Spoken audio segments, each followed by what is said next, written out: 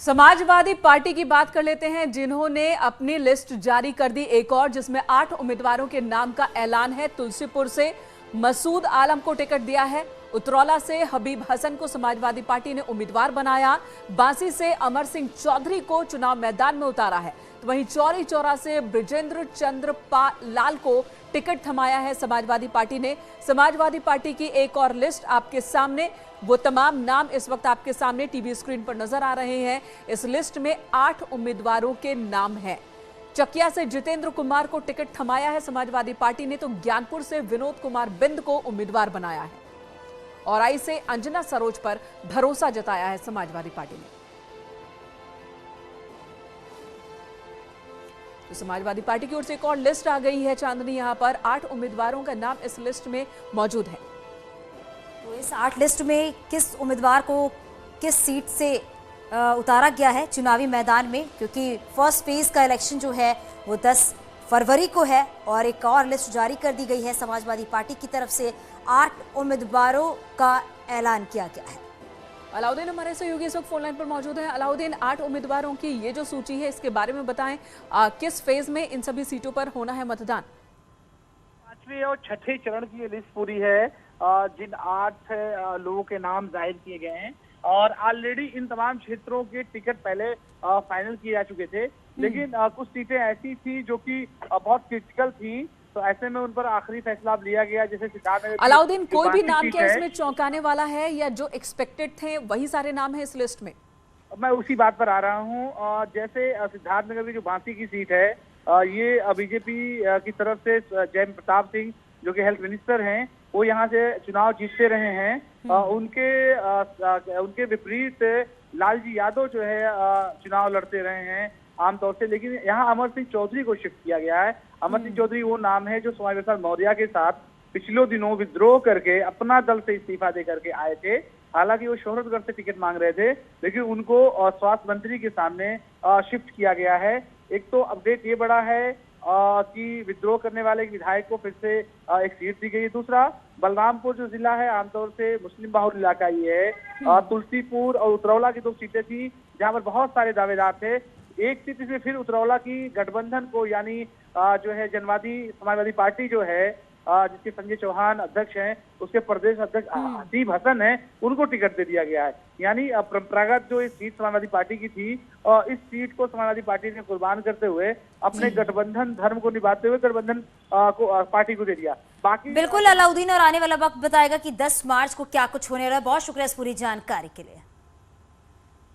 PM Narendra Modi ने पश्चिमी UP के 3 जिलों की 15 विधानसभाओं के लोगों को वर्चुअली संवाद किया है और पीएम ने रामपुर, बदायूं, संभल में वर्चुअल रैली की है। इसमें सीएम योगी आदित्यनाथ भी वर्चुअल तरीके से शामिल हुए और पीएम ने अपने संवाद में पिछली सरकार पर निशाना साधा। पीएम ने कहा कि हमारा ट्रैक रिकॉर्ड कचरे को कंचन बनाने का है, जबकि उनका कंचन को कचरा बनाने का है।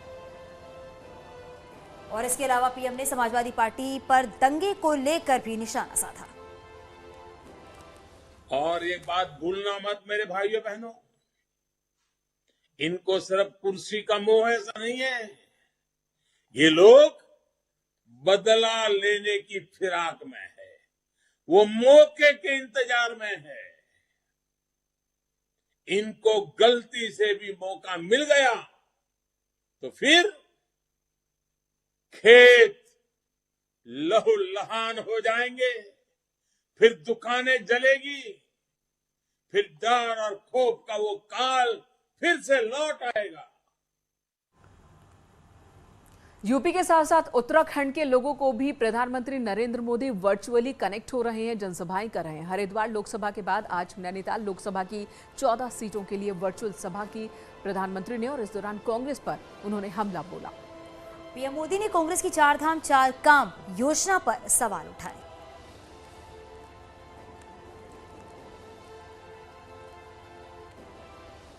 न उत्तराखंड की याद आई, न उत्तराखंड के तीर्थ क्षेत्रों की याद आई, न उत्तराखंड के टूरिज्म की याद आई, न ही इनको 4 धाम की याद आई।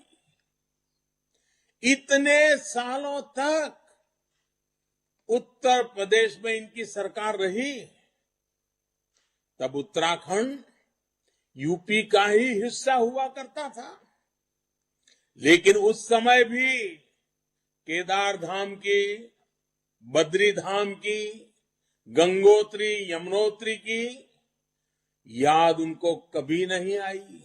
उनकी डिक्शनरी में ये नाम ही नहीं थे। रक्षा मंत्री राजनाथ सिंह उत्तराखंड के दौरे पर हैं और साथ ही साथ पिथौरागढ़ के गंगोली हाट में राजनाथ सिंह ने सीएम धामी के प्रचार में पुष्पा फिल्म का जिक्र किया और कहा कि सीएम पुष्कर सिंह धामी फायर हैं और धामी झुकेगा नहीं। राजनाथ ने सीएम धामी को लेकर कहा है कि कांग्रेस ने लोगों ने पुष्कर नाम समझकर उन्हें फ्लावर समझा। तो फिल्म पुष्पा का ये डायलॉग आज राजनाथ सिंह भी बोलते नजर आए। उन्होंने कहा कि हमारा पुष्कर फ्लावर भी है और फायर भी। का नाम है पुष्पा और हमारे मुख्यमंत्री का नाम है पुष्कर। मगर यह पुष्कर सुनकर कांग्रेस के लोग समझते हैं कि यह पुष्कर तो फ्लावर है, फूल है। लेकिन मैं कांग्रेस के दोस्तों को बताना चाहता हूं, अपना पुष्कर फ्लावर भी है और अपना पुष्कर फायर भी है। यह कांग्रेस को समझना चाहिए। और हमारा पुष्कर धामी ऐसा है कि हमारा पुष्कर धामी न झुकेगा न किसी भी सूरत में रुकेगा। हमारा पुष्कर सदा आगे बढ़ता रहे। अनुराग ठाकुर ने हमला बोला है और एक बड़ी बात कही, वही सपा है, वही हवा है और इस बार सपा बाहर हो जाएगी। तो वही सपा है, वही हवा है। अनुराग ठाकुर न्यूज 18 के खास प्रोग्राम में दावा किया उन्होंने कि एक बार फिर बीजेपी की सरकार बनेगी और समाजवादी पार्टी एक बार फिर हवा हो जाएगी। 2017 में जो आंधी चली थी वही आंधी वही हवा इस बार भी है और समाजवादी पार्टी को एक बार फिर यूपी की जनता नकार देगी। अनुराग ठाकुर ने न्यूज 18 के साथ खास प्रोग्राम में ये दावा किया है, ये बातें कही हैं। तो अनुराग ठाकुर ने अखिलेश यादव पर हमला बोला है और उन्होंने कहा है वही सपा है, वही हवा है। ये बात कही है अनुराग ठाकुर ने। ग्राउंड पर समाजवादी पार्टी जीरो है। पे सपा जीरो है, बेहाल है, इसलिए इस तरह के आरोप लगाती हैं। बसपा सपा की सरकारें जब रही, उत्तर प्रदेश बेहाल रहा। भ्रष्टाचार, आतंकवाद, गुंडाराज, माफिया राज, इनका बोलबाला रहा। उत्तर प्रदेश की जनता त्रस्त थी, पलायन के लिए मजबूर थी। लेकिन 2017 में हमने सबसे बड़ा वायदा किया था, गुंडाराज, माफियाराज मुक्त उत्तर प्रदेश करेंगे। आज 5 वर्षों के बाद आपके बीच में कह सकता हूं, उत्तर प्रदेश को गुंडा और माफियों से मुक्ति दिलाने का काम योगी और ग्राउंड पे सपा। तो सुना आपने अनुराग ठाकुर को। केंद्रीय मंत्री अनुराग ठाकुर इन दिनों उत्तर प्रदेश में लगातार वो नजर आ रहे हैं क्योंकि यूपी में भी चुनाव की जो कमान है उनके हाथ में है। और ऐसे में अनुराग ठाकुर हर रोज जब मीडिया के सामने आते हैं, चाहे वो प्रेस कॉन्फ्रेंस हो या फिर कोई खास प्रोग्राम, हर रोज एक नया नारा देते हुए जरूर दिखते हैं। आज जो बात उन्होंने कही कि वही हवा है, वही सपा है और उत्तर प्रदेश की जनता सपा को फिर से बेदखल कर देगी। और साथ ही उन्होंने ये बात कही कि 10 मार्च को सपा कहेगी कि ईवीएम बेवफा है। एक बार फिर सपा कहेगी कि ईवीएम बेवफा है। तो एक नारा कह सकते हैं यहां पर अनुराग ठाकुर ने और इस मजेदार अंदाज में बीजेपी की जीत का, फिर से सत्ता में वापसी का दावा किया। जो अपने आप को सुरक्षित नहीं महसूस करती थी, बसपा सपा की सरकारों में महिलाओं को सुरक्षा और सम्मान का अधिकार दिया है। इसीलिए हम जनता के बीच में अपना रिपोर्ट कार्ड लेकर गए। योगी आदित्यनाथ जी ने 3 दिन पहले प्रेस कॉन्फ्रेंस करके 5 साल का लेखा जोखा दिया। आज लोक कल्याण संकल्प पत्र 2022 लाने से पहले उसी स्थल पर जहां से 5 साल पहले लोक कल्याण संकल्प पत्र 2017 हम लाए थे, हमने 5 साल की रिपोर्ट कार्ड जनता के सामने रखी। उत्तर प्रदेश के मुख्यमंत्री योगी आदित्यनाथ जी ने, देश के गृह मंत्री अमित शाह जी ने, क्योंकि उस समय अमित जी भारतीय जनता पार्टी के अध्यक्ष थे, और यहां पर हमारी जितनी सीटें आई वो आप सबके सामने थी। नहीं, बिल्कुल आई, 325 आई और वो सब आंकड़ों को पीछे छोड़ती हुई आई। लेकिन सवाल मेरा यह है, पिछली बार 32 पन्नों का संकल्प पत्र इस बार 16 पन्नों में सिमट गया है। पिछली बार भारतीय जनता पार्टी ने 200 वादे किए थे, इस बार ये वादे 130 हो गए हैं। तो संकल्प पत्र छोटा हो गया है, क्यों? ऐसा नहीं है, अगर आप इसके डिटेल फॉर्मेट में जाओगे तो पहले से बड़ा है, ये उसका छोटा वर्जन है। अगर आप इसमें देखोगे, अब कोई कहेगा जी ये कैसे है, क्या किया है, आप पीछे देखिए लिखा है भाजपा का संकल्प बनेगा यूपी नंबर 1। कैसे बनेगा? लोक कल्याण संकल्प पत्र 2022 के माध्यम से। और चलिए अब बात करते हैं राज्यसभा में प्रधानमंत्री मोदी ने राष्ट्रपति के भाषण पर धन्यवाद प्रस्ताव की चर्चा का जवाब दिया। प्रधानमंत्री नरेंद्र मोदी ने अपने संबोधन में कांग्रेस सरकार पर जमकर निशाना साधते हुए कई गंभीर आरोप भी लगाए। तो दूसरी तरफ कांग्रेस सांसद राहुल गांधी ने भी पीएम के बयान पर पलटवार किया और उन्होंने कहा कि पीएम मोदी संसद में अपने भाषण के दौरान मेरे सवालों का जवाब नहीं दिया। उन्होंने कहा कि कांग्रेस सच बोलती है, इसलिए बीजेपी उससे डरती है। जब हम इस बात को कहते हैं देश को आगे बढ़ाना, लेकिन इसकी यह भी शर्त है कि जब राज्य प्रगति करते हैं तब देश की तरक्की होती है। राज्य प्रगति न करे और देश की तरक्की के लिए हम सोचे तो हो नहीं सकता है।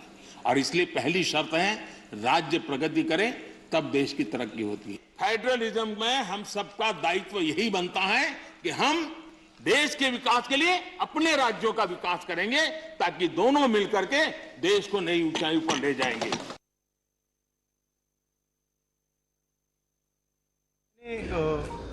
तीन चीजें कही थी।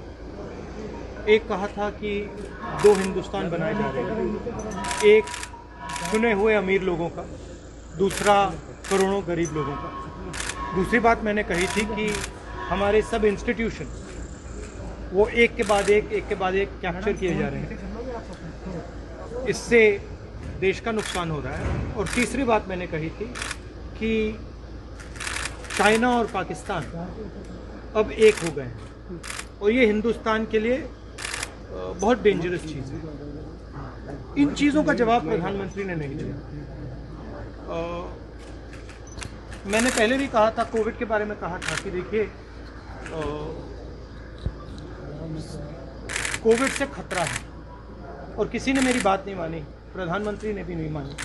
अब मैंने हाउस में बोला है कि चाइना और पाकिस्तान से खतरा है और इसको सीरियसली लेना चाहिए, ये मजाक नहीं है। और न्यूज 18 से खास बातचीत में कांग्रेस महासचिव प्रियंका गांधी ने बीजेपी के संकल्प पत्र पर निशाना साधा। उन्होंने कहा कि बीजेपी का संकल्प पत्र सिर्फ दिखावा है। बीजेपी ने संकल्प पत्र जारी किया है, उसमें कहा है कि महिला सुरक्षित दंगा नहीं हुआ। उसमें महिलाओं के लिए वही एक प्रतिज्ञा ली है उन्होंने, जो हमने बहुत पहले से अनाउंस की थी। और उनके संकल्प पत्र में मुझे कुछ नया नहीं दिख रहा है, बल्कि मुझे लगा कि रोज़गार के बारे में बात कर रहे हैं, लेकिन 5 सालों में तो रोज़गार उन्होंने दिलवाए नहीं। तो अब क्या पॉइंट है घोषणा पत्र में लिखने का? अगर 5 साल में तो सरकारी में थे तो रोज़गार क्यों नहीं बनवाए उन्होंने?